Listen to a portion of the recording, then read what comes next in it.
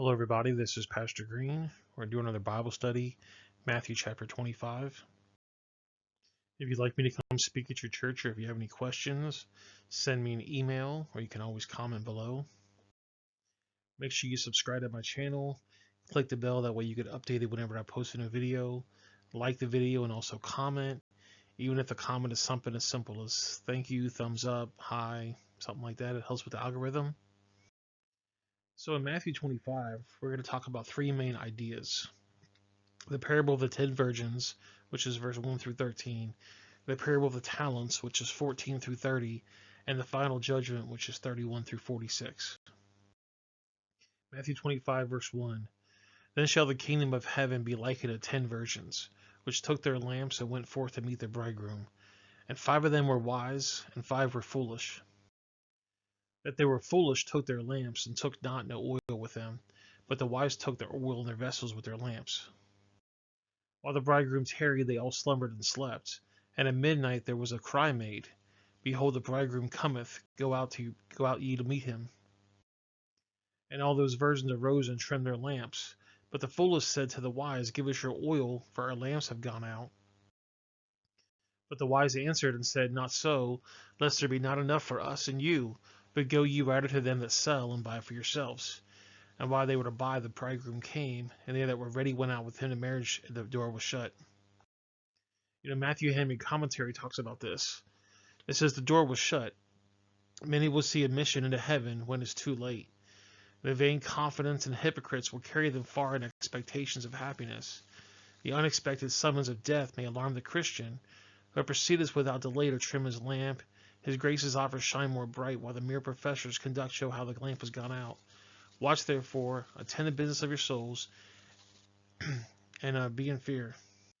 It's just saying that you know that God's coming soon, so be prepared, be ready. Just know that He's coming soon, and don't just slack off. Don't be a sluggard. Matthew 25:11. Afterwards came also the other virgins, saying, Lord, Lord, open to us. But he answered and said, Verily I say unto you, I know you not. Watch therefore, for you know neither the day nor the hour where the Son of Man cometh. He's pretty much saying that you know I'm coming, just be ready for me. If you wait to the last possible second, it could be too late. Proverbs 22 says, Plan ahead. A prudent man foreseeth the evil and hideth himself, but the simple pass on and are punished. It says plan ahead. You always got to plan ahead.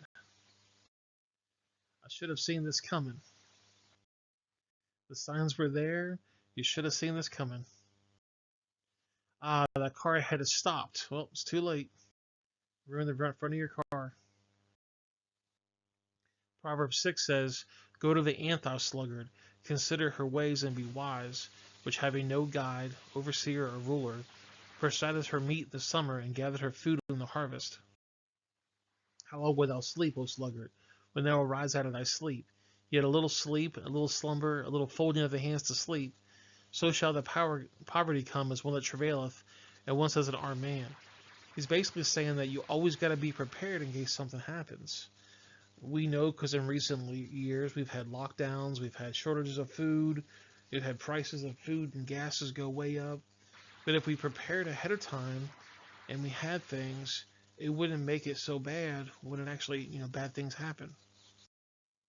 Matthew 25:14. For the kingdom of heaven is of a man traveling to a far country, who calls his own servants and delivered them to his goods. And unto one he gave 5 talents, to another 2, and to another 1, to every man according to his several abilities. And straightway he took his journey. Now I want to stop right here and look at verse 15. He gave one guy 5 talents, one guy 2 talents, and one guy 1 talent. He wasn't trying to say that I like you better and I like you worse. It says after their ability. If you're able to carry more, you get more. If you're able to handle less, you get less. And then the one that he received 5 talents went and traded the same, and he made another 5 talents. And likewise, he that received 2, he also gained another 2. But he that received 1 went and digged it in the earth, and hid his Lord's money. And after a long time, the Lord of those servants cometh and reckoneth with them. 2 Corinthians 5 says, Wherefore we labor, that whether present or absent, we may be accepted of him. For we must all appear before the judgment seat of Christ, that every one may receive the things done in his body, according to that he has done, whether it be good or bad. There's going to be a time where it doesn't matter if you're ready. It doesn't matter.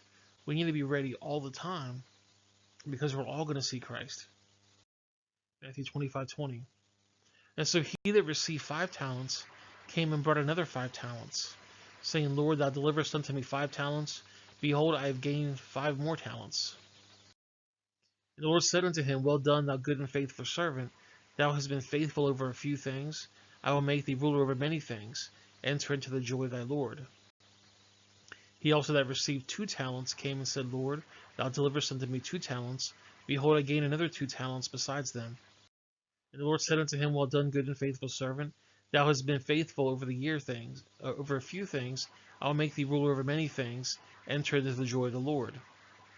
But then he which received the 1 talent came and said, Lord, I knew thee that thou art a hard man, reaping where you have not sown, and gathering where you have not strawed. This man took the guy's money and dug it in the ground, and his excuse was, you're a bad person, you're a bad leader, you're a guy that steals from people. That's why I put it in the ground. It doesn't seem very good, because if this guy is a really mean person, you're not going to want to do that. And I was afraid, and I went and hid thy talent in the earth. Lo, and thou hearest thine. The Lord answered and said unto him, Thou wicked and slothful servant, thou knewest that I reap where I sowed not, and gather where I have not strawed. He's saying, are you not smart? If you think I'm a bad guy, that you hiding my money, that's going to make me upset and angry. What are you doing? It says, Thou oughtest therefore have put the money with the exchangers, and then at my coming I should have received mine own with usury. Take therefore the talent from him, and give it to him which had 10 talents. He's saying, you could have just put this money in the bank, and you would have collected interest. Wouldn't have been a lot of money, but at least you would have made something off of it. But instead you dug it in the ground, and in your mind you think I'm a bad person, so that's not a very smart move. Proverbs 12 says, The way of the fool is right in his own eyes, but he that hearkeneth to counsel is wise. It's saying that sometimes we do dumb things because we think about it too much. But if you go to the wise people, you're going to get good counsel. You should not drive in wet cement. Bad things happen. There's another guy that drove in some wet cement. Matthew 25:29. For every one that has shall be given, and he that have abundance from him that has not shall be taken away, even that it had. And he cast the unprofitable servant unto the outer darkness, and there shall be weeping and gnashing of teeth. It says here, When the Son of Man shall come in his glory, with all the holy angels with him, and he shall sit upon the throne of his glory, and behold, him shall be gathered all nations, and he shall be separate one from another, as a shepherd divided his sheep from the goats. The world's going to end with the great white throne judgment. You see it right over here. The great white throne judgment, everybody's going to be there, and the books are going to be open to see what you've done with your life. If you're a Christian, they're going to open the book and they say, this person's been a great person. Not because we was a great person, but because we're saved, so we have the blood of Christ, so all they see is Christ, and they say you're a great person. If you're not saved, they see all the bad things that you've done. You see, if you look here, the great white throne judgment is mentioned multiple times, and we're going to really quickly go over Revelations 20, 11 through 15. So Matthew 12 says, But I say unto you that every idle word that men shall speak, they shall give account thereof on the day of judgment. For by thy words thou shalt be justified, and by thy words thou shalt speak and be condemned. If you always basically attack God, you're going to be judged for that. If you always glorify God, you're going to be judged for that. If you go to Revelations 20, it says, And I saw a great white throne, and him that had sat on it, whose face of the earth and heaven fled away, and there was found no place for them. And I saw the dead, small and great, stand before God. And the books were opened, and another book was opened, which is the book of life. And the dead were judged out of those things which they are written in the books, according to their works. And the sea gave up the dead which were in it, and the dead and hell delivered up the dead which were in them. And they were judged every man according to their works. And death and hell were cast to the lake of fire. This is the second death. And whosoever was not found written in the book of life was cast in a lake of fire. Matthew 25:33. And he set up the sheep on his right hand, and the goats on his left.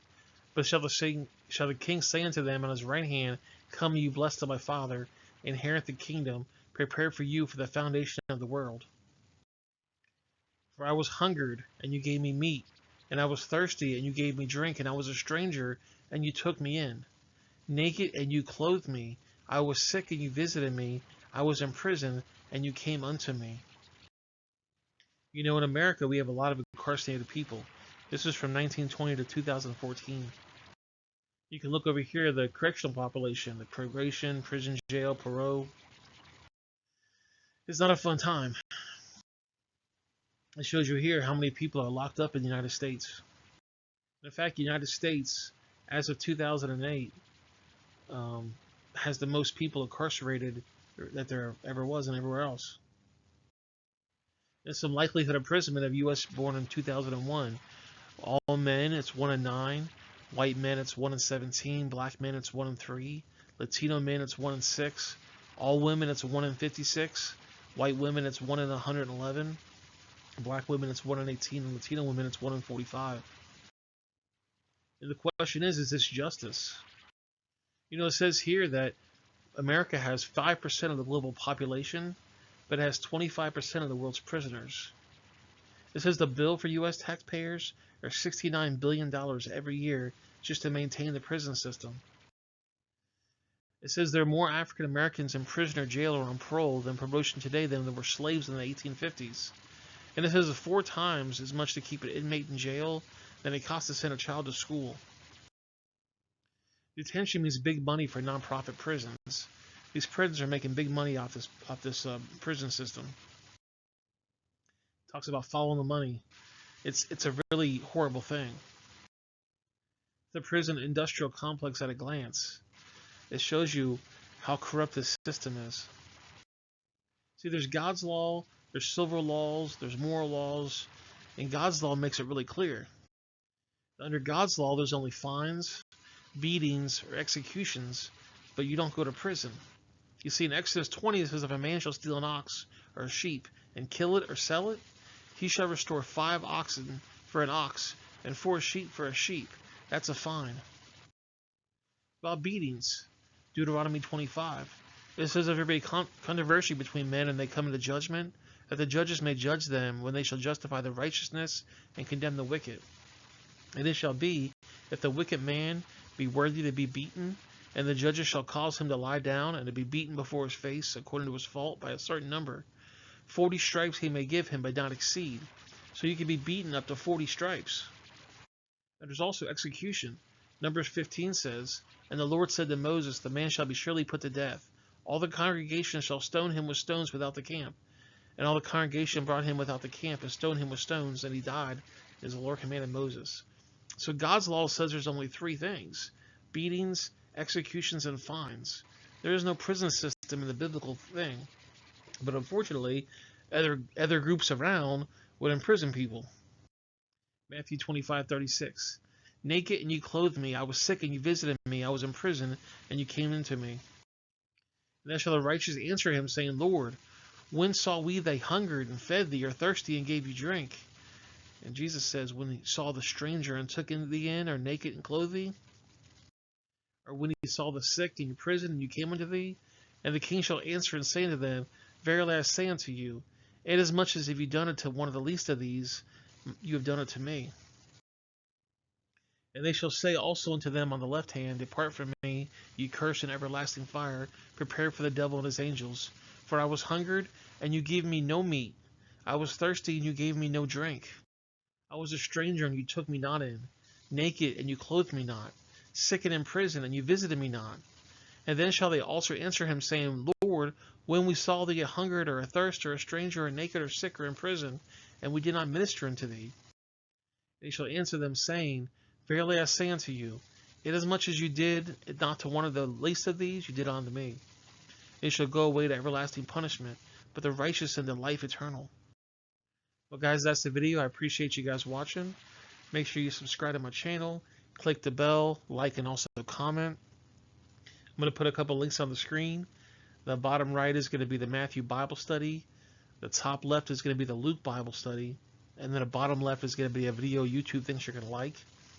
If you enjoyed this study and want to share it with somebody, please send it to them. You can also put it on social media. And I'll see you guys in the next video. Have yourself a great day.